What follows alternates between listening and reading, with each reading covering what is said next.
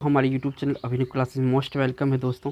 तो दोस्तों ये जो वीडियो है ये वीडियो आपका है साइंस का दूसरा वीडियो है, जिसमें कि मोस्ट इम्पोर्टेंट 20 क्वेश्चन आप लोगों के सामने डिस्कस करता हूं, जो कि आपके आने वाला जो एग्ज़ाम है बिहार पुलिस, बिहार दरोगा, यूपी पुलिस, यूपी का दरोगा, इसी तरह के बहुत सारे एग्ज़ाम है जिसमें कि साइंस का इम्पोर्टेंट का रोल है दोस्तों। अगर इसमें हम बात करेंगे तो यूपीएससी लेवल तक का मैं क्वेश्चन शामिल करूँगा और कर भी रहा हूँ, ठीक है। और इसका जो पीडीएफ है, पीडीएफ आपको इसी के टेलीग्राम, इसी हमारे चैनल जो है इसमें वीडियो के डिस्क्रिप्शन में लिंक दिया हुआ टेलीग्राम के चैनल पर, वहाँ पे आपको इसका इस पीडीएफ पेज मिल जाएगा। तो लेट नहीं करते हुए चलते हैं पहला क्वेश्चन पर।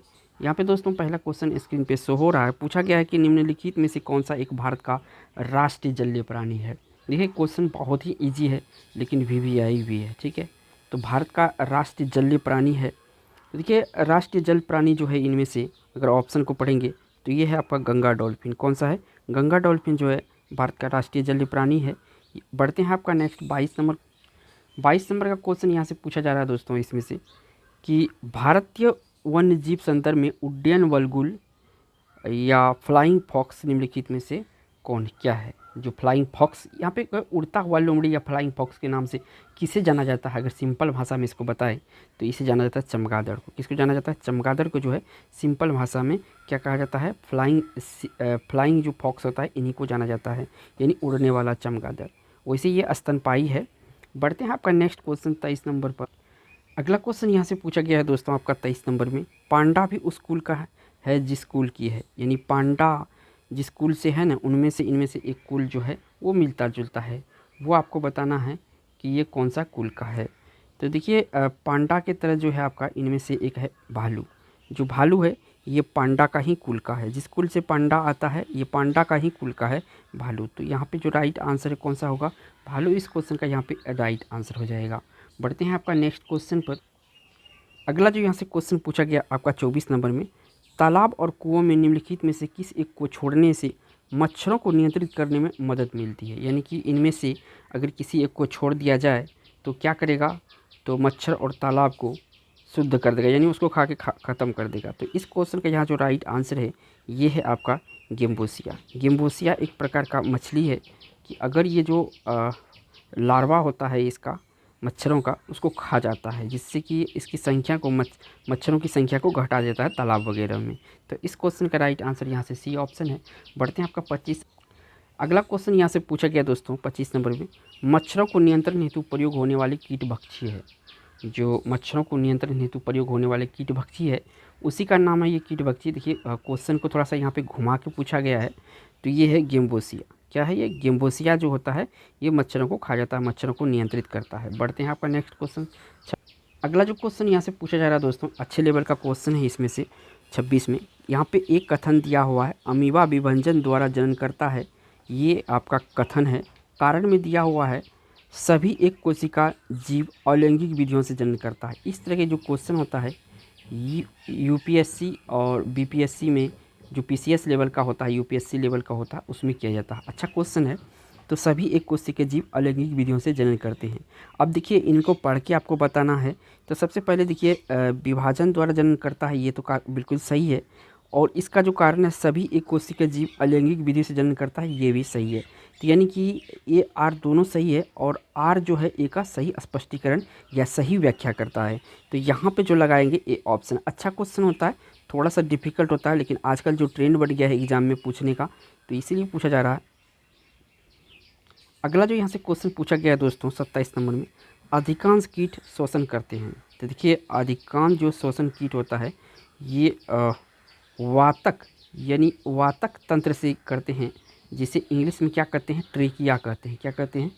ट्रेकिया कहते हैं इसको इंग्लिश में। तो याद रखिएगा ऑप्शन में कभी कभी ट्रेकिया दे दिया जाएगा। तो यहाँ पे डी ऑप्शन सही है। बढ़ते हैं आपका अगला जो क्वेश्चन यहाँ से पूछा गया है 28 में, ऑक्टोपस है। क्या है ये ऑक्टोपस? तो ऑक्टोपस जो है एक प्रकार का ये क्या होता है? तो एक प्रकार का ये दोस्तों एक मृत्यु कवची होता है। क्या होता है? मृत्यु कवची होता है ऑक्टोपस। तो इस क्वेश्चन का यहाँ से डी ऑप्शन सही है। बढ़ते हैं आपका नेक्स्ट 29 नंबर। अगला जो यहाँ से क्वेश्चन आ गया अच्छा लेवल का क्वेश्चन है कि निम्नलिखित कथन पर विचार कीजिए। कितना नंबर का क्वेश्चन है? 29 नंबर का। और इस कथन पे विचार करना है। देखिए यहाँ पे आपको पढ़ना पड़ेगा ध्यान से, और क्या सही है क्या गलत है तर्क करके आपको आंसर देना है। कि भारत में साल यानी पेंगोलियन किसी प्रकार की दंत रहित स्तनपायी नहीं पाए जाते हैं।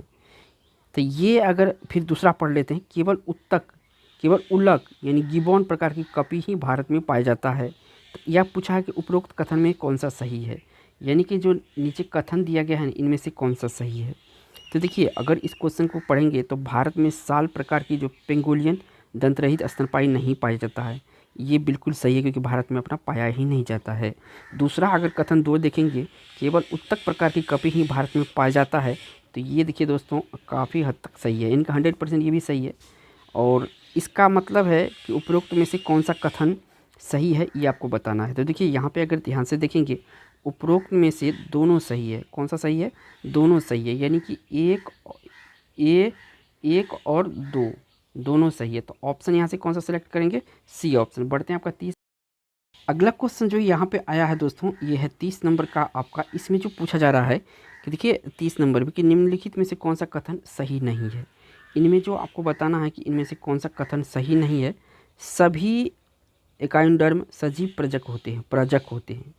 एकाइनोडर्म जो होता है सजीव प्रजक होते हैं, क्या ये सही है? तो कौन सा कथन सही नहीं है, तो इसमें ये पता करना है। तो देखिए यहाँ पे सही नहीं है, तो एक एक पढ़ लेते हैं। गोल कृमि में कोई परिसंचरण तंत्र नहीं पाया जाता, बिल्कुल ये आपका सही है। अस्थिल मछलियों में वाताशय आमतौर से विद्यमान होता है, बिल्कुल ये सही है। उपास्थि सम मछलियों में निषेचन आंतरिक होता है, बिल्कुल सही है।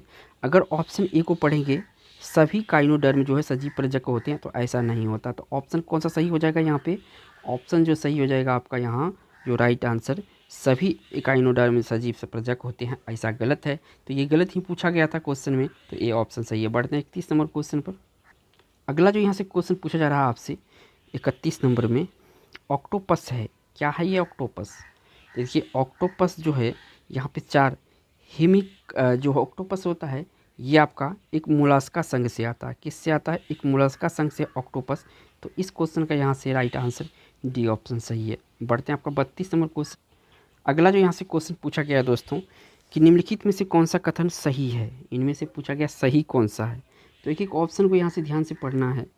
तो प्रायस लघुत्तम सवजीवी की कोशिका है, ये देखिए दोस्तों ये बिल्कुल गलत है। माइकोप्लाज्मा की कोशिका भित्ति एमिनो शर्करा की बनी होती है। किसकी बनी होती है? एमिनो शर्करा की बनी होती है, ये भी गलत है।